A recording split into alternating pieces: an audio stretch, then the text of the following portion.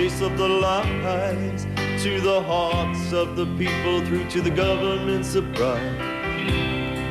Loren Haynes will join us in a few moments with a career that really took a turn he didn't expect. Kind of an amazing story.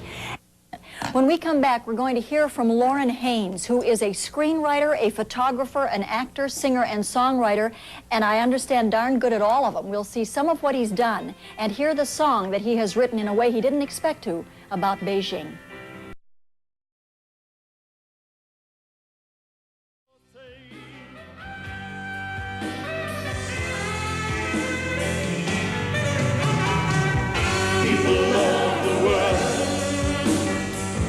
Listen to Beijing and hear us Chinese children sing.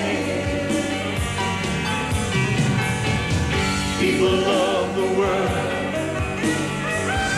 listen to Beijing and hear us Chinese children sing. Come on, come on, come on. People of the world,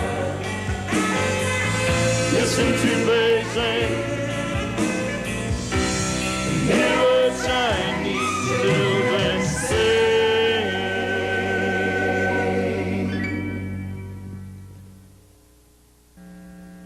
Loren Haynes, who had written a song about what he was already watching, the student protests in China, having no idea that what was about to happen in Tiananmen Square would alter his perception of what was going on and have to alter his song. Welcome to you, Loren. Thank you, Stephanie. Sit down and relax. It's not easy to get it going at 9 o'clock in the morning. No, it's not. It's a pleasure to be here. This is fascinating, the story of how this song came from your heart and has been altered, and it's very visceral for you, is it not? Yes, it is. I wrote this song, as you said, before the massacre had happened in China.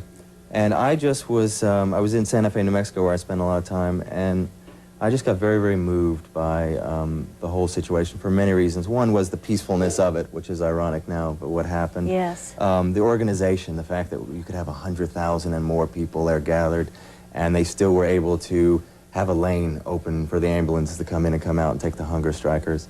And the cause, the fact that they were willing to, as I say in the song, risk their lives, which we now know they did, and gave their lives for a cause they believed in, freedom of speech, democracy, which we have here, and often is abused. And so I was very caught. That's what initially caught me to the whole movement. I couldn't get away from it.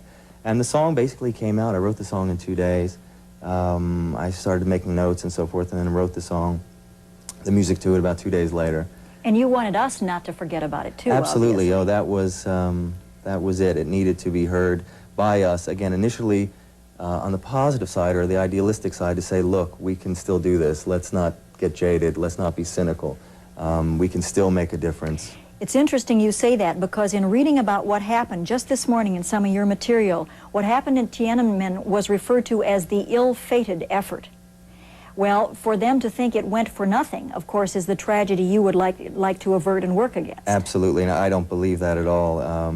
You know, the seeds of freedom have been planted in the consciousness of the minds, and it's going to continue to grow.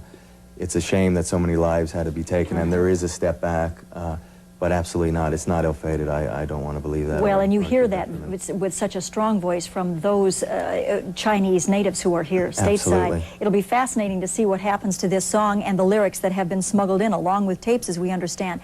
The interesting thing about Loren Haynes, which caught our eye even before this happened, was that you are multifaceted and you do well at all of those efforts. It's not just a PR bit of business.